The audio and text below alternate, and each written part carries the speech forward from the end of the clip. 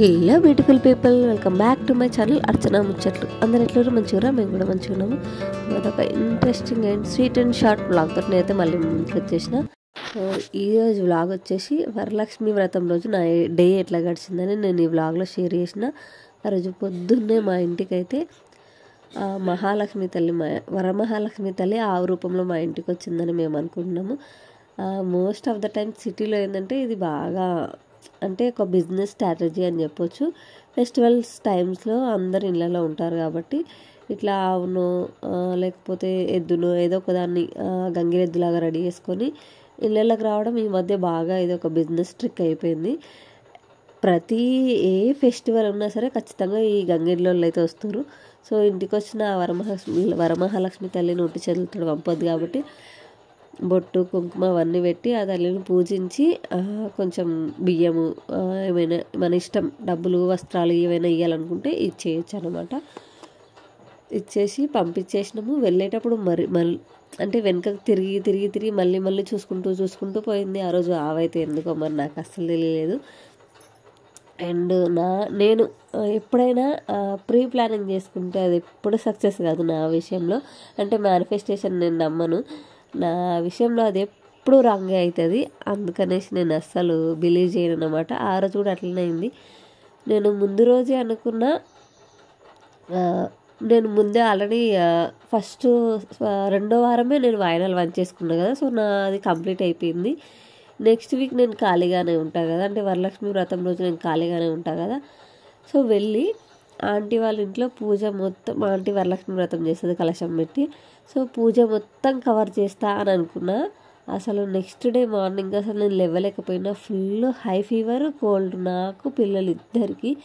అసలు ఆ రోజు మా సిచ్యువేషన్ ఎట్లుందంటే కనీసం మేము లేవలేదు. మార్నింగ్ 6కి మా వారు వెళ్తే మళ్ళీ మా వారు 1:30కి వచ్చారు. అప్పటిదాకా మేము పడుకొని ఉన్నాం, కనీసం కూడా లేవలేదు. అంత ఫుల్ ఫీవర్లో ఉండే మేమైతే. ఈవినింగ్ బలవంతంగా వాయనాల కోసం మాత్రమే బలవంతంగా నేను లేచి వెన్నీళ్ళు పెట్టుకొని నేను పిల్లలు స్నానాలు చేసుకొని ఫ్రెష్ అయ్యి వాయనాల కోసం మాత్రమే మళ్ళీ ఆంటీ వాళ్ళ ఇంట్లోకి వెళ్ళినాం మేము వాయనాలు తీసుకోవడానికి. సో ఏమంటారు, వాయనం తీసుకున్నా ఇచ్చినా మనకు మంచిది వాళ్ళకు మంచిది కదా. సో కొద్దిగా ఈవినింగ్ వరకు బెటర్ అయిన ఉండే మేము. సో కొంచెం రిఫ్రెషింగ్గా ఉంటుంది ఇంట్లోనే ఉంటే, అదే మూడ్లో ఉంటామన్నట్టుగా మళ్ళీ పోయి వాయనాలు తీసుకోవడానికి వెళ్ళాం అనమాట.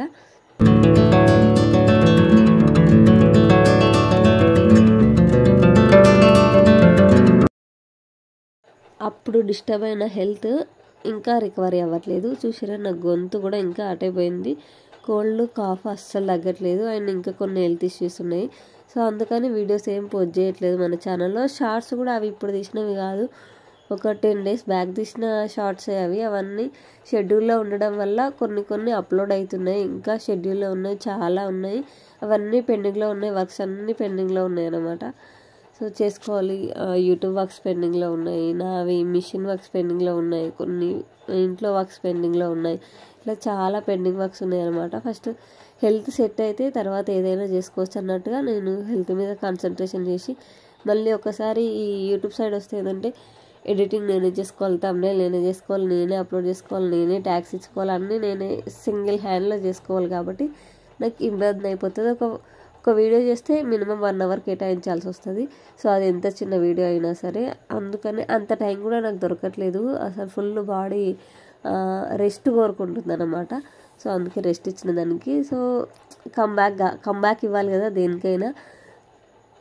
10 days అయిపోయింది, ఇప్పుడైనా పెడదాము, మెల్లిమెల్లిగా స్టార్ట్ చేద్దాం అన్నట్టు ఇట్లా ఈ చిన్న వ్లాగ్ తోటి అయితే స్టార్ట్ చేసేసిన. మళ్ళీ ఆ రోజు మా బిల్డింగ్లో అండ్ మా పక్కకి ఇంకొక కర్ణాటక అమ్మాయి కొత్తగా వచ్చింది. సో తన దగ్గరికి వెళ్ళేసి వచ్చినాం అనమాట. తిని తెలుసు నా ఫ్రెండ్ ఉమా. ఎవ్రీ ఇయర్ వాళ్ళు పూజలు చేసుకుంటారు. నేను యాక్చువల్ అయితే ఈసారి ప్రతి ఒక్కరి పూజ కవర్ చేస్తా, మొత్తం రాగా వ్లాగ్ తీస్తా అని అనుకుంటుండే. బట్ నేను ఒకటి మేనిఫెస్ట్ చేస్తే ఒకటి అయిందనమాట.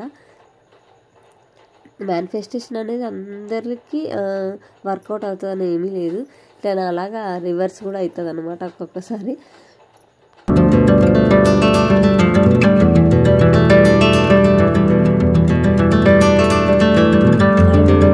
ఛానల్లో మంచి మంచి బ్లాగ్స్ రాబోతున్నాయి అండ్ యూస్ఫుల్ వీడియోస్ కూడా రాబోతున్నాయి మన పీకో మిషన్కి సంబంధించినవి. అవి మీరు మిస్ కావద్దంటే ఏం చేయాలో తెలుసు కదా, మన ఛానల్ని లైక్ చేయండి, షేర్ చేయండి అండ్ సబ్స్క్రైబ్ చేయడం మాత్రం అస్సలు మర్చిపోకండి. బెల్ ఐకాన్ని కూడా ఆల్లో పెట్టుకోండి, అప్పుడే నేను వీడియో పెట్టగానే మీకు నోటిఫికేషన్ వస్తుంది.